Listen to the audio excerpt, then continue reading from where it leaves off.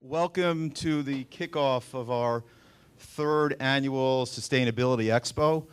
My name is Dan Wurtzel. I'm the president of FirstService Residential, and I appreciate everyone taking the time out of their day to come here, so thank you. A little bit about FirstService Residential. I'm not going to take a lot of time, I promise you. FirstService Residential operates in 21 states, 3 Canadian provinces. Now, about 4 years ago, the issue of the emission of greenhouse gases in New York City really started to come to light. And what happened was we started to get some statistics. And the statistics said that 75% of greenhouse gases in New York City were being generated by buildings. Okay, buildings in New York City. And the majority of those buildings are residential buildings. And since we are the largest management company in New York City, we are the largest contributors to greenhouse gases in New York. We felt an obligation to do something.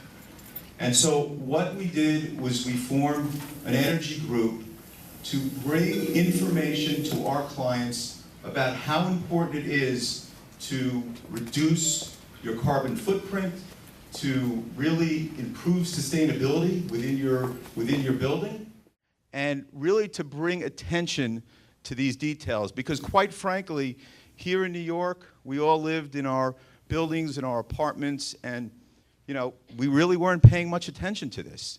And so we, about 3 years ago, did our first Sustainability Expo. I would say it was lightly attended.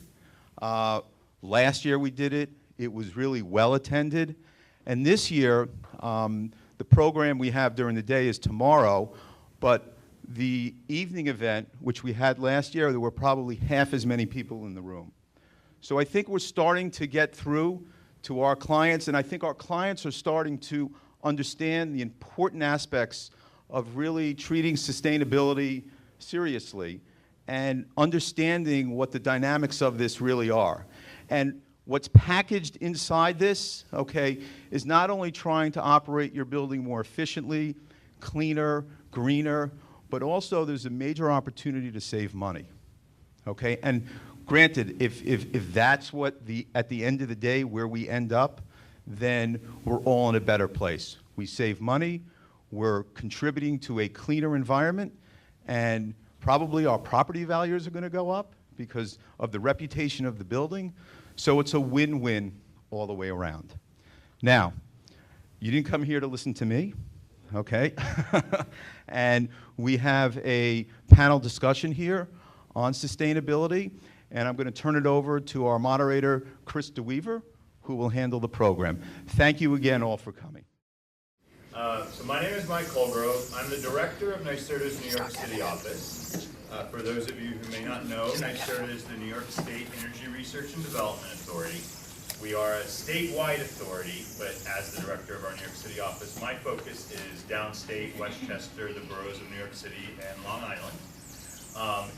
We essentially run programs that help New Yorkers save energy, and we do that through all of the sectors. We have programs for business owners in the commercial industrial sector, homeowners in the residential sector, and building owners, board members in the multifamily sector. In addition to sort of overseeing all of those programs and how they run down here, I directly oversee our multifamily program. So we run a suite of programs to assist multifamily buildings to reduce your energy use, reduce your demand, help you, if you're a master metered building, become sub-metered, which helps transfer some of those costs and reduce energy usage in your building, all with the goal of saving energy and reducing our greenhouse gas emissions. Excellent. Thank you, Michael. Jenna, over to you, and if you could tell us what you do with the Mayor's Office. Yep, that's right. So, hi everyone, I'm Jenna Tatum. I work in the New York City Mayor's Office, specifically in what's called the Office of Long-Term Planning and Sustainability. So we are focused specifically on addressing New York City's carbon emissions, and in particular those 75% of the emissions that come from our buildings. I manage a program that is a public-private partnership, and it's also a partnership with NYSERDA. We are partnering with property management firms like FirstService to basically sign up buildings to reduce their carbon emissions 30% in just 10 years. So the city has a overarching goal for New York City in our long-term sustainability plan called Plan YC to reduce our greenhouse gas emissions citywide 30% by the year 2030. But we're partnering with leaders in various sectors, including universities, hospitals, commercial businesses, and now multifamily buildings to achieve that 30% reduction at an accelerated pace. And as Dan mentioned, it also helps multifamily buildings save money on their energy bills and produce a cleaner environment. So the idea behind the Carbon Challenge is that it's a purely voluntary program. We're looking for leaders who want to do this work with us, and we're helping by providing the assistance and the resources. For example, we have a handbook for co-ops and condos like your own that goes through the basics of energy efficiency and where to get incentives, when to go to NYSERDA for incentives, when to go to Con Ed for incentives, and basically help you achieve this accelerated goal and realize all the benefits as a result. So come talk to me if you have questions about your specific building. I also have a table, and you can sign up for the program on the spot here today. So come talk to me. Excellent. Thank you, Jenna. And John from Con Ed, please tell us who you are and what you do. Thank you for having us. It's a pleasure to be here on behalf of Con Edison.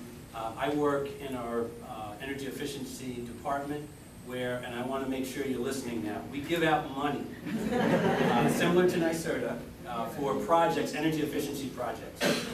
My role is to meet with property owners and property managers, talk about how our programs work, and encourage them to participate in our programs. And what's exciting is we have a new program with added incentives for larger buildings, similar to the ones that many of you are working in or living in. And I want to introduce with me tonight Warren Gary, who's with Lockheed Martin. Warren. And Lockheed Martin manages the... You can stand up so everyone knows who you are. They're an important partner of ours, and they have a lot of money to give you. So I want you to know who he is. And Lockheed Martin is what we call our implementation contractor. So they manage this program for us. And Warren is currently working with FS, and he's working with you and has helped facilitate some projects in I think about 6 of your buildings. So he's the right person to talk to take advantage of the many incentives that we have for things like lighting projects, projects for controls and things you can do to lower your energy costs. So I think this is a wonderful program. We're happy to be a part of it, and we'd also love to follow up with any of you who are interested in learning more about how we can help you save on your energy costs, similar to what NYSERDA can do. Very similar programs that can help you. Excellent. Thank you, John. And Bill Regals, if you could please tell the audience who you are and how you've taken advantage of some of these things. Okay, I'm Bill Regals. I'm president of the Strand Condominium. We're a 300-plus unit residential building on 43rd and 10th. And I'm here to tell you about taking money from these guys, because we don't give it, but we have taken it. One of the interesting things about money is that it is green. So you're serving 2 purposes at the same time, okay? You're getting money and you're doing good things for green. We have in the Strand a 3 years ago, with a big assistance from Con Edison and bigger assistance from NYSERDA, converted from oil to gas. We saved, well, let's put it to you this way. With the money that they gave us and the efficiencies that we received in operating expenses by switching from oil to gas, the balance of our out-of-pocket was recovered by us in about 5 months. So now this program, unfortunately, is no longer available. NYSERDA gave us 50% cost, and then Con Edison kicked in with some other incentives, which was also very nice. But if you lean on them, maybe they can find another way to give you. We did some small things in the building, and I'll talk more about those later. But I just wanted to tell you there is green and money to be gotten working with these guys. Excellent. Thank you, Bill. So Bill touched on a really important point. That he said that the programs were available a couple of years ago. They saw the opportunity, moved quick with their property manager, and grabbed what was on the table. So things change. So I want to find out from our panelists, what are the most relevant programs today that this audience should know about and should be thinking about and trying to capitalize on before that moment passes. So Michael, to you. Yeah, so the bad news is the program that Bill participated in isn't available anymore. We actually had so much participation, we ran out of funding. But we do have a program that was also around at the same time and is currently around. And it's actually our flagship multifamily program. It's called the Multifamily Performance Program. And in a nutshell, it provides you an incentive anywhere from about $500 to $1,000 per apartment in your building to help you reduce your whole building's energy usage by 15%. Okay, so the challenge to you is to figure out how to reduce your usage by 15%. And what we do is we ask that you work with what we call a multifamily performance partner. These partners are engineering firms, energy consultants, not-for-profit organizations, people who have experience in multifamily buildings and experience with energy efficiency improvements to those buildings. So we've vetted this whole network. There's about 90 of them across the state that work in it, so there's a huge variety of firms. You pick one of those, and they will help assess your building and figure out how to reduce your usage by 15%. So the possibilities are out there. The program is designed to help you do whatever makes sense for your building. That's what that partner is there to help you do. Figure out what you need to do to improve your building. Maybe push that just a little further than you might have thought you wanted to go originally. Get to that goal, and then NYSERDA pays, like I said, between $500 and $1,000. And then, if you actually reduce your usage by that much, and we'll come back and measure it a year later, you could qualify for up to another $300 per apartment in just a bonus payment. So not only do we help improve the capital assets in your building, we actually help assist you with operating it efficiently as well and making sure you really do achieve those savings. Excellent. Thank you for that.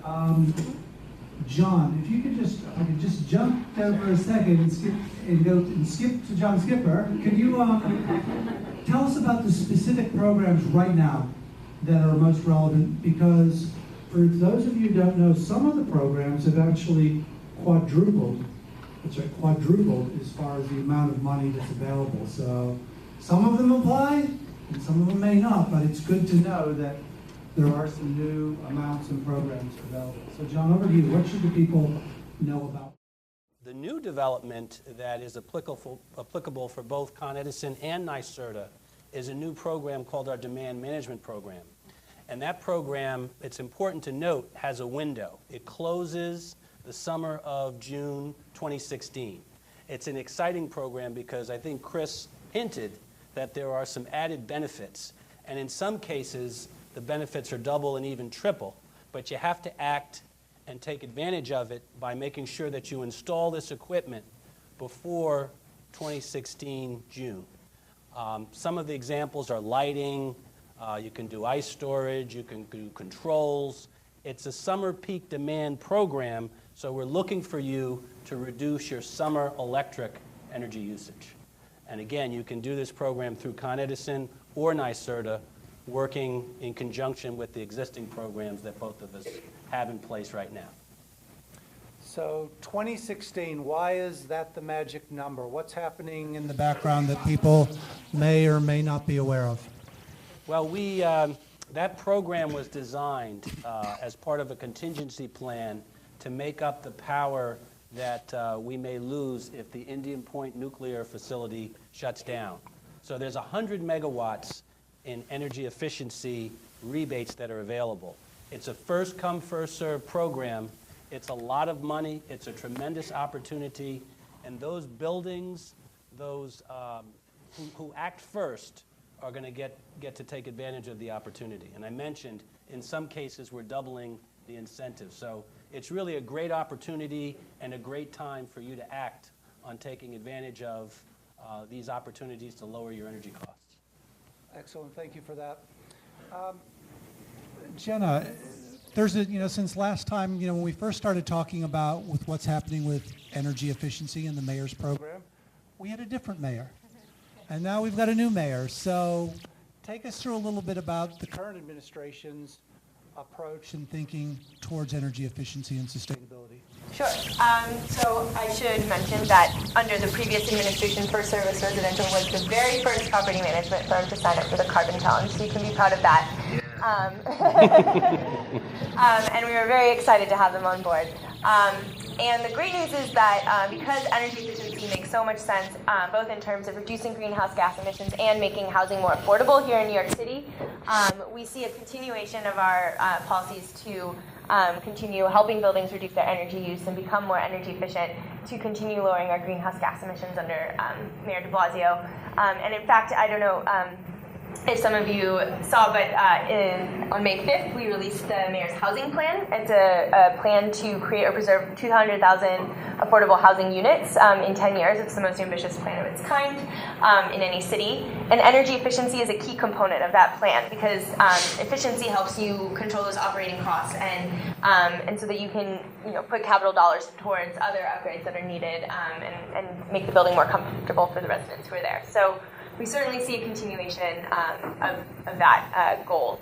And with the Carbon Challenge, the program is continuing on, and this administration has embraced it because obviously it's a great program. And so I encourage you all to join, and just building on what both Michael and John were saying about taking advantage of incentives that are there and programs that are available before the funding runs out. One of the benefits of participating in the Carbon Challenge is, although while you can't cut the line, you can make sure you are first in line for those incentives because we are going to help you know what's out there, know what's on the table. Your property managers will be trained to make sure that you get the information as soon as it's there, and you can take advantage of those. So I guess that's the overview.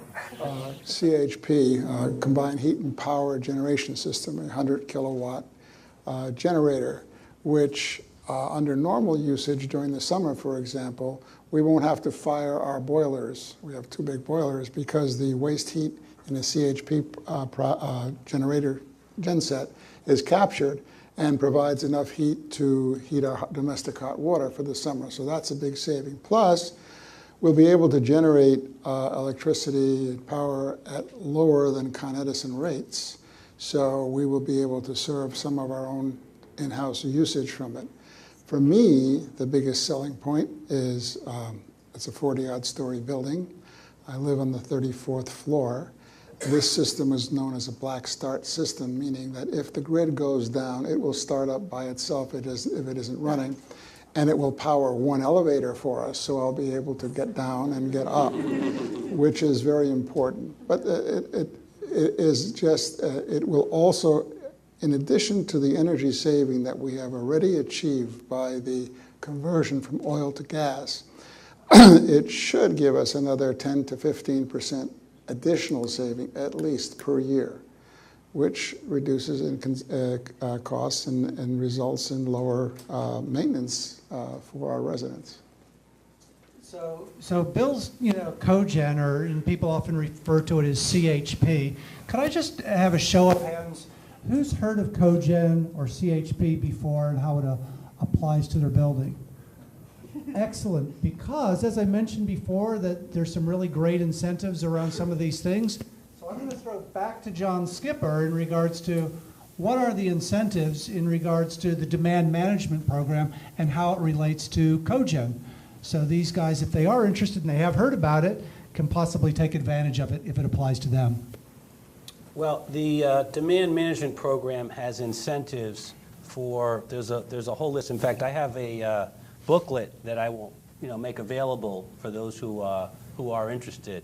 But cogen, if you're interested in doing that, I think that's probably more of a NYSERDA type of a project, and they have a program for that. So they're probably the best ones to talk to regarding the cogen. But things like lighting, there's battery storage, ice storage, controls, anything that will reduce your summer peak electric demand will really be eligible for savings in these programs. It's a tremendous opportunity, and I think part of this is we'll be available to talk to you afterwards because we're hoping that we can make arrangements to send some of our folks out to help you take a look at your buildings and hopefully work with you to get some of the money in this exciting new program. Excellent. So on that note, I'm going to pass the ball back to Mike to tell a little bit more about the program and how it exists now as far as the incentives and the money that's available to you guys in regards to Cogen/CHP. So John's right. There's so in addition to that 100 megawatts of funding that he indicated for essentially demand reduction or demand management, there's another 25 megawatts of funding for just CHP systems, just combined heat and power systems. And that program is being managed by NYSERDA. It's actually, and I'm unfortunately going to confess, I don't recall what incentive level they settled on. Oh, great. I have a cheat sheet. Funny how that works. I wasn't even sure that it was on this cheat sheet anymore.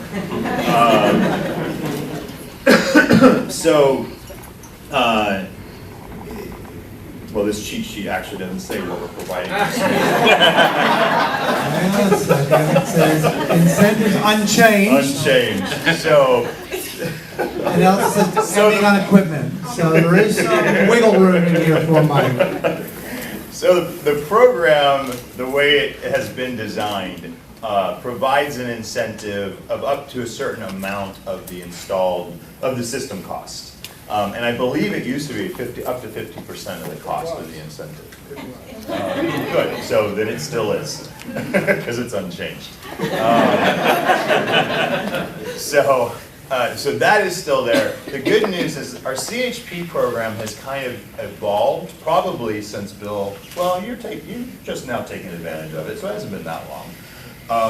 But one of the good things is CHP has advanced to the point where we've identified a number of systems that are as close to being sort of off the shelf, out of the box ready as a CHP system can be. Combined heat and power is a pretty advanced technology. It's not the simplest thing to do. It's not like changing a light bulb. But it has advanced to the point now where there's a number of systems that have been out there long enough. We know how they work. They come in standard sizes. They've been standardized to the point where it's actually pretty easy for your consultant to come in, assess how much load you need, and CHP is typically sized to your domestic hot water. So I guess just for those of you who didn't raise your hand, let me just point out, so combined heat and power is sort of exactly what it sounds like. It's basically an electrical generator in your building. You feed it gas, it takes that gas, turns a generator and produces electricity. But as with any generator, there's waste heat that's produced from the combustion of the gas. So a CHP system is designed to take that waste heat and then turn it into heat to heat your hot water for your domestic hot water. Could even supplement if you were on a hot water heating system, space heating, it could help supplement that as well potentially. And some CHP systems can even take that waste heat and turn it into cooling if you have the right kind of central air conditioning unit in your building. So anyway, by doing that, you get more out of that gas, right, that you put into the system than you do if you're just making electricity. But in order to achieve those efficiencies, you really want to use as much of that waste heat as you can. Okay, and so doing that, you size these systems based on your domestic hot water load. So the first rule of thumb is if your building is at least about 200 units, you're probably a decent candidate for combined heat and power. Smaller than that, I don't want to say ignore it, because you may be a candidate, it just depends. But you might have to do a little bit more research to see if it really is going to work for you. But 200 and above, definitely a good candidate. And actually, I think, Bill, you're just below 200, right? We're 300. Oh, I'm sorry, you're 300, right. So you're clearly in the We have good 100 candidate range 100 there. kW. Right. So our program, like I said, will provide incentives to purchase that and install it. And it pays up to a certain amount of the cost of the system. There's a number of other measures, as John indicated, that this demand management program will provide incentives on. And the good news I want to mention is just, if you participate in the multifamily performance program to reduce your energy usage, if you get to at least a 50 kilowatt reduction in demand as well, you can qualify for these incentives on top of the multifamily performance incentive. So that $500 to $1,000 per unit I mentioned, That's just for the efficiency side. You get to 50 kW demand savings as well, you can get to more incentives to help pay for all that work. And in some cases, the work can overlap. Excellent, thank you, Michael. People, don't be afraid of, you talk about the cogeneration of systems. It's not a big monster machine, okay? It really is not as long as this table and maybe just as high as this table and about 4 feet wide. And they bring it in basically assembled and hook it up. It's a truck engine that spins an alternator that creates energy. It's wonderful. So just going on a little bit further, we've heard about a couple of different programs that, whether it's lighting, whether it's cogen, whether it's MPP, the Multifamily Performance Program. What should the audience think of or start to do first before they do anything? What do they need to have in place, and what are the kind of parameters they should consider before doing these things? Bill, having gone through this, what do you recommend? Well, first get educated, okay?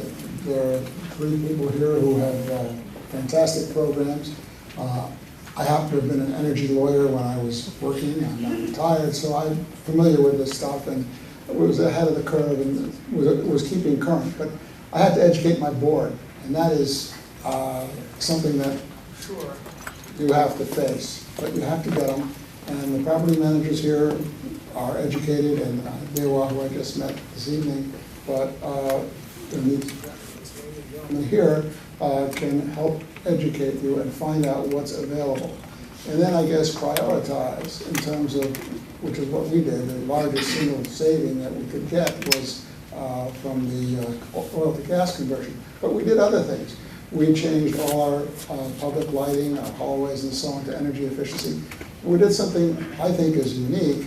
We had a lobby air conditioning system that never worked well.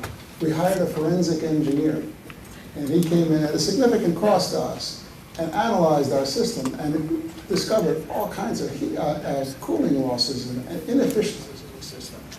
And lo and behold, we fixed it. The thing works like a charm. We've recovered our costs. So always there's some cost recovery there. So just look at what's around and get educated on it. Excellent, thank you for that. Now, one of the things you mentioned, I'll grab one of the low-hanging fruits that you tossed out there for us, lighting. Could I just see how many people in the room in your building have stairwells for the emergency exits where the lights are on 24/7? Okay, so for that low-hanging fruit, I'm going to pass the ball to John Skipper to talk about the lighting program and specifically how it works and the money that's involved at Con Ed and how that can relate to all of you people who raised your hand. Thanks, Chris. And to follow up on that last point in terms of what should your strategy be in terms of savings, one of the other things you can do, and clearly your building has a good approach and has done some nice things to lower energy costs, but one of the things that's very helpful is getting an audit done. And actually the city requires an audit every 10 years. So depending on the block and lot number of your building, you can look at when is it required. You can do it in advance and get credit for it. So that usually helps you in terms of understanding those opportunities. So that's one thing.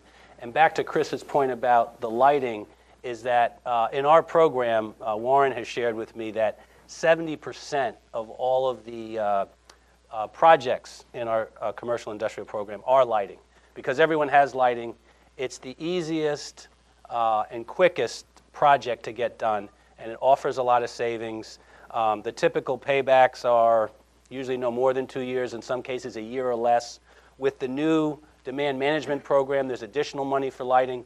So it really is typically one of the first things that you will do. The other thing is, even if you don't do a full-blown energy audit, Warren can work with you, and there are what we call market partners, and these are contractors, lighting contractors that work with us, who will come out at no cost and do a quick walkthrough of your building to identify the type of lighting that you have there and give you kind of a rough estimate of what it might cost for you to do the lighting and what incentives are available working in our program. So it's a great point, Chris. Lighting is typically the easiest thing to do, and a good way to get started in terms of lowering your energy costs. Thank you. So 87, Local Law 87, and the Multifamily Performance Program, not that it's really phrased this way, but one of the things you could do is with Local Law 87, you're going to have to do it anyways, as Jenna was saying. You could start to look at that to see how well are you going to be a really good candidate for Multifamily Performance Program. So you can start to get a head start and know what's going to be on the test and whether or not your building is going to really qualify and be really good to achieve these incentives.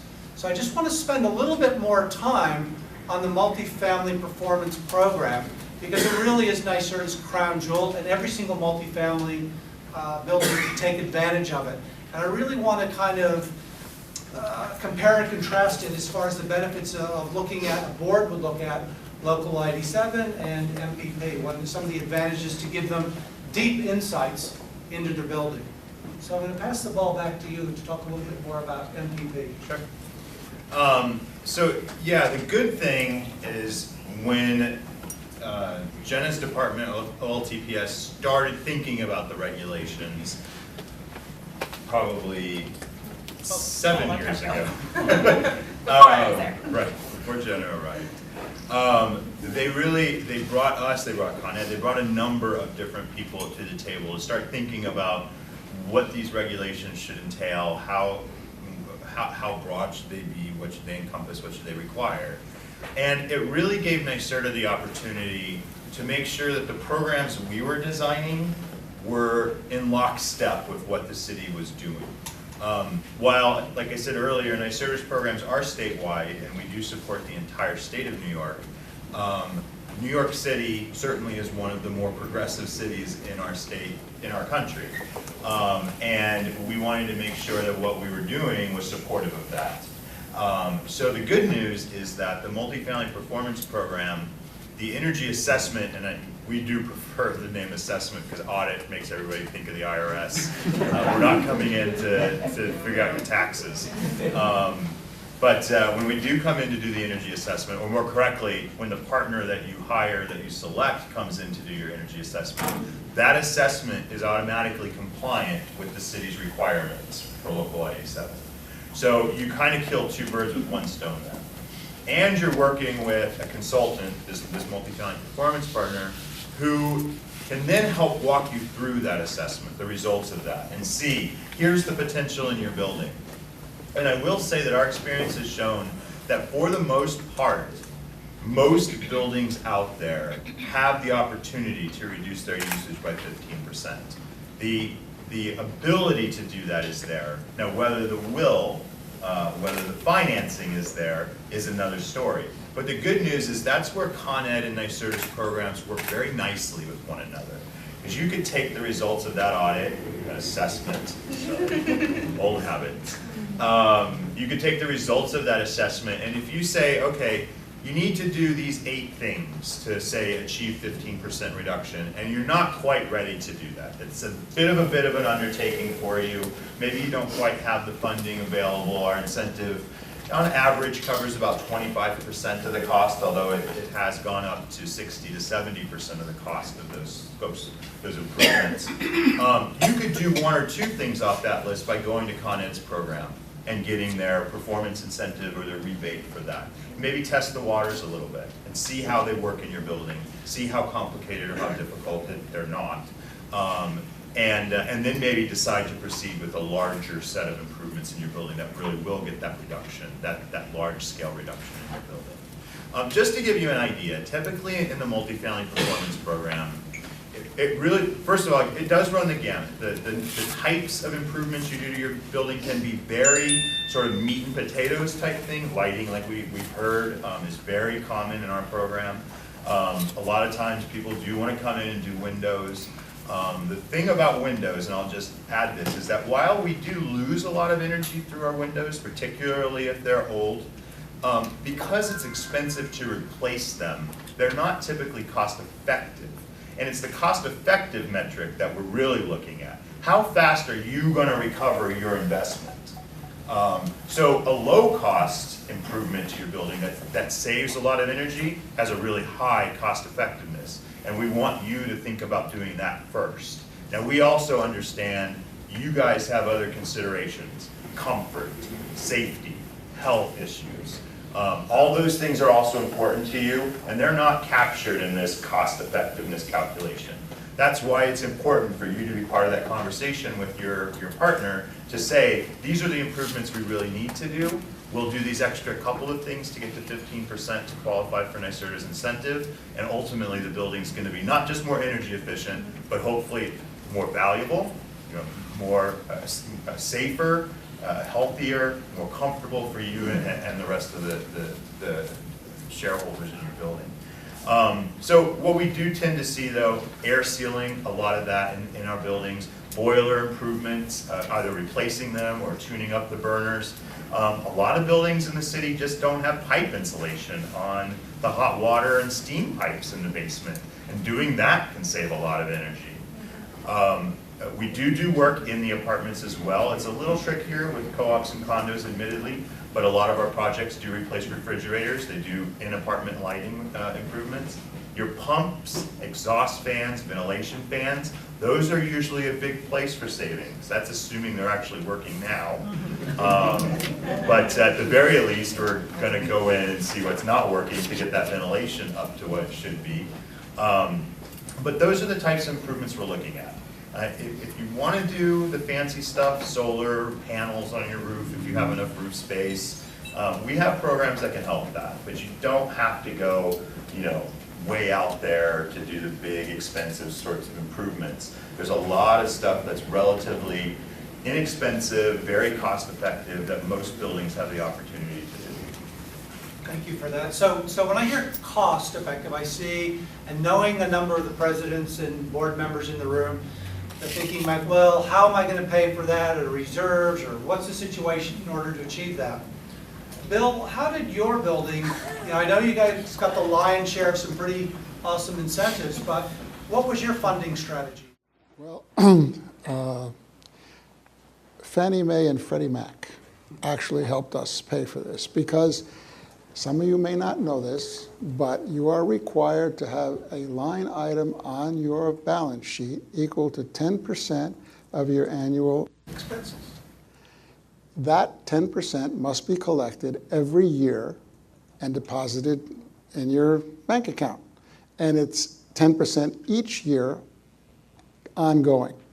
And that money is there. Originally was the idea, the concept was that lots of buildings were going to pot because they weren't properly being maintained and they weren't assessing their owners, so on, for what needed to be done. So Fannie Mae, Freddie Mac made it a requirement that any mortgages for buildings that do not have this 10% line item, they wouldn't buy. As a result of which, most banks who package and sell mortgages had to comply with Fannie Mae. Well, we, being an early adopter, we got online real fast because I'll say it in this room, we were able to tell our residents that we had to do it. We didn't want to assess you any 10%, but we had to do it. We had to have this money there. So, but the money is there, and long story, bottom line, we are using this money because it can be used for any capital improvement in your building. So we are using this money to pay for the cogen system, the CHP system. But you still have to replace that money for next year. Every year you have, not replace, you have to add 10% each year. So if you use it, you're still adding.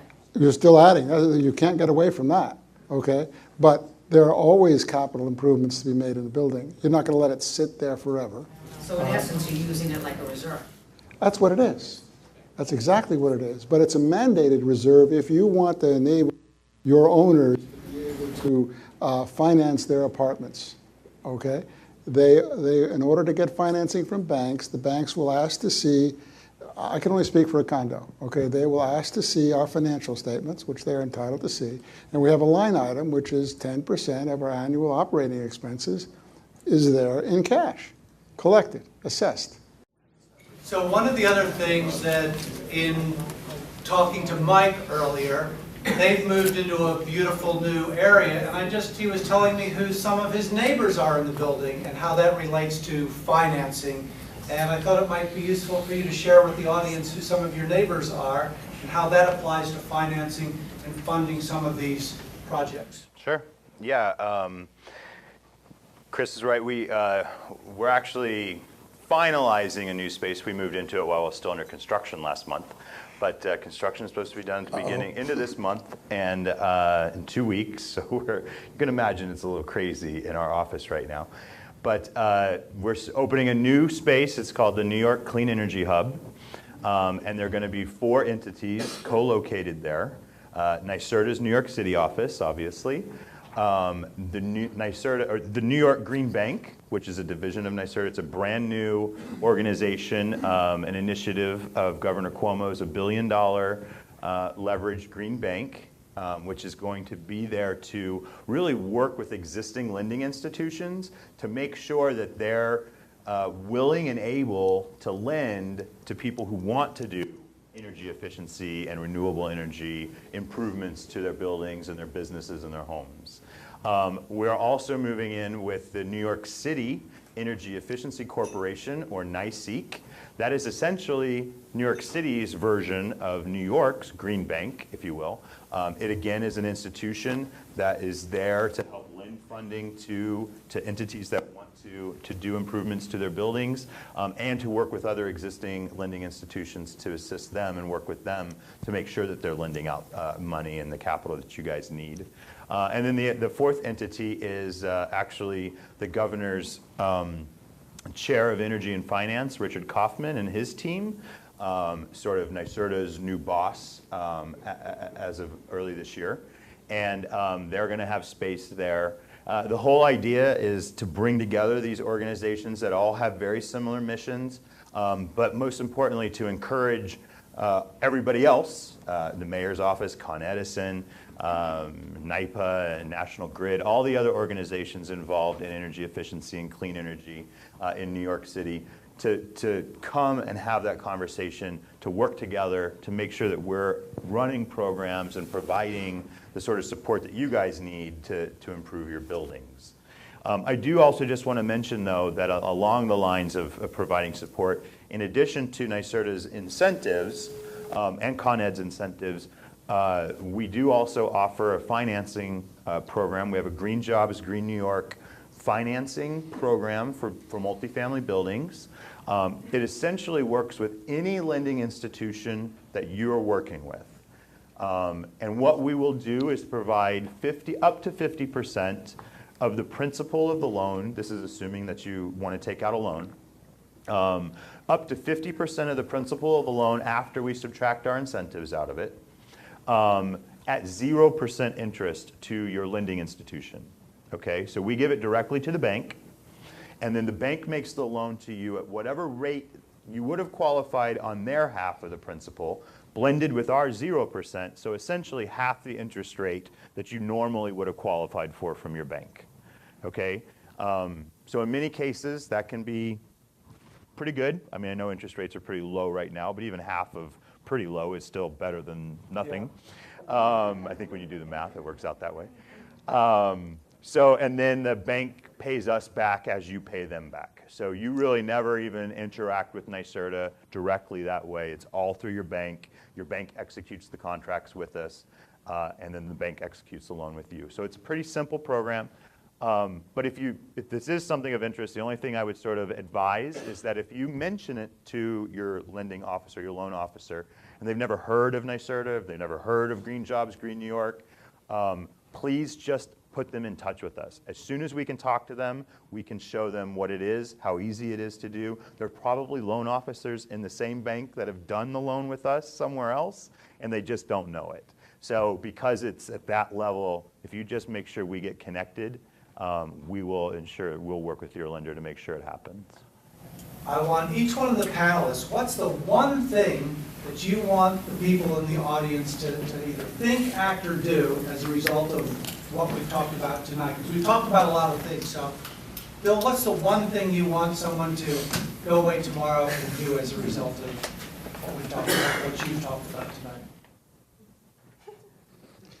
Well, I go back to what I said earlier. Money is green, so go out and figure out what programs, get educated, what programs you can take advantage of, and there are several here tonight. And I think being an early adopter, we don't qualify for any of these 15% reductions because I don't think we can go any lower, but who knows. But anyway, get educated. That's really what I think that is the most important for each of you to take away, at least from my perspective, as to how you can benefit your building. Thank you. John, what's the one thing from you want them to? I couldn't have said it any better. Mike and NYSERDA have a lot of money to give you, and Con Edison also has money to give you. So my simple message is don't leave here without at least talking to one of us and figuring out how you can take advantage of these programs. Mine's easy. Sign up for the Carbon Challenge. You can actually sign up on the spot with me, so come talk to me if you're on your board. You can either sign the letter today, or if you want to go review it with your board and bring it to your property manager later, we can accept it either way. And just to follow on that, also pick up a copy of our handbook for co-ops and condos, and that's a great way to get educated, which builds on Bill's point. Mike, what's your one point that you really want to hammer home? Well, actually, I don't think I'm gonna add anything here. I think Bill's exactly right. Get educated, and the way to do that is contact any three of us, because we will all direct you into what makes most sense for you and your building. Okay, so NYSERDA will refer you to Con Ed if that makes sense, vice versa. Jenna works with both of us and can help your buildings through the Mayor's Carbon Challenge. We have a dedicated person in the New York City office. His name is Anthony Sellers. He will take your phone calls. He will walk you through the program. He will help you understand what would work best for your building, and make sure that you don't go away until you understand it and you're ready to move forward. We can come out, speak to your board, speak to the residents in your building if you want us to come do a presentation. All three of us can do that together. Whatever you guys need, we're here. That's what we're here for. And actually, it may even better just to bring Bill. Just have Bill come out, talk to your board, convince them, and then you call us.